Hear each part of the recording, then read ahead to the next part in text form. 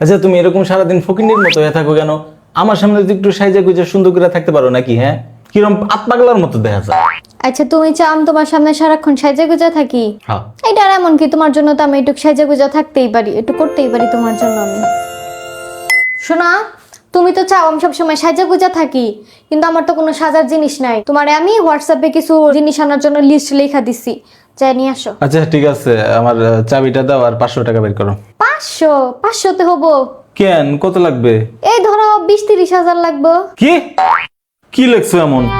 Lipstick, foundation, concealer, face powder, কাজল, eyeliner, mascara, nail polish, 5টা নতুন জামা, 5টা নতুন শাড়ি, 5টা জুতা। কাজের লোক দিয়ে কি করবা? মেকআপ করে কাজ করব, মেকআপ নষ্ট হয়ে যাবে না?